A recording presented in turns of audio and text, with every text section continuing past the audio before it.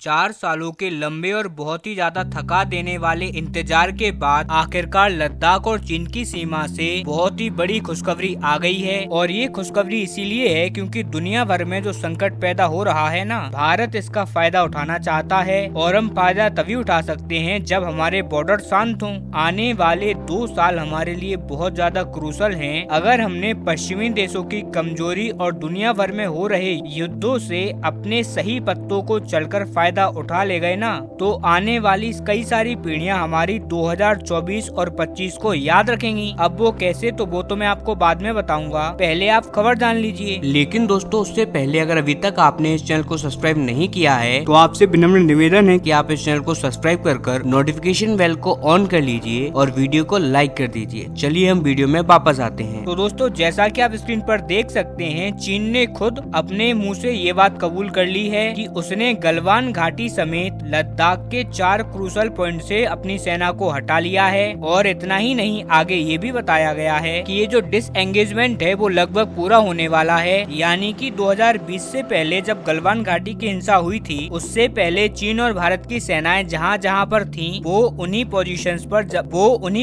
पर वापस से लौट चुकी हैं। हाँ, 1-2 मुद्दे और रह गए हैं, वो भी आगे आने वाले टाइम में सुलझा लिया जाएगा। वहीं भारत ने भी अपनी एक स्टेटमेंट दे दी है कि जो डिसएंगेजमेंट है चीन और भारत के बीच में, वो 75% तक हो चुका है और अब सिर्फ 25% बचा है। आने वाले 1-2 हफ्तों में इसे भी दोनों देश मिलकर सॉल्व कर लेंगे। लेकिन जैसा कि हम चीन को जानते ही हैं कि वो सबसे बड़ा धोखेबाज देश है, इसीलिए आगे ये भी बताया है कि भारत अपनी सेना को डिसएंगेजमेंट जरूर कर रहा है, लेकिन ऐसा जरा भी नहीं होगा कि हथियारों को एक तरफ रखकर आराम से बैठ जाएंगे। दरअसल भारत अंतरिक्ष, आकाश और धरती तीनों जगहों से उतनी ही निगरानी को रखेगा जितनी की अब तक रखता आया है। और उसके लिए हम अंतरिक्ष में सैटेलाइट को तैनात कर चुके हैं और आकाश में हम रिकॉनेसेंस एयरक्राफ्ट तैनात कर चुके हैं और जमीन पर तो सेना पेट्रोलिंग करती ही है। यानी कि हम अभी भी चीन पर पूरी तरीके से भरोसा नहीं करेंगे। हम मात्र और मात्र अपनी आंखों पर बिलीव करेंगे और अपने सैनिकों पर। लेकिन फिलहाल ये बात तो तय हो चुकी है कि आने वाले कुछ टाइम तक भारत और चीन का युद्ध नहीं होगा और इससे भारत को बहुत ज्यादा बड़ा फायदा है। अब फायदा ये है, चीन की बॉर्डर शांत होते ही अब हम पूरा फोकस कर सकते हैं पाकिस्तान और पीओके पर। दूसरी बड़ी बात, दुनिया भर के तमाम देशों की अर्थव्यवस्था इस टाइम पर बहुत ही ज्यादा बदतर हालातों से गुजर रही है और उन्हें और भी ज्यादा बदतर बना रहा है यूक्रेन युद्ध और इजराइल हमास का युद्ध। इसी के अलावा दुनिया में कई और भी कॉन्फ्लिक्ट स्टार्ट हो चुके हैं और इसीलिए कोई भी देश बहुत अच्छा परफॉर्मेंस नहीं दे रहा अर्थव्यवस्था के मामले में। लेकिन आप जानते ही हैं कि भारत दिन दुगनी और रात चौगनी तरक्की कर रहा है। हमारी इकोनॉमिकल ग्रोथ ही 8% से ज्यादा की है।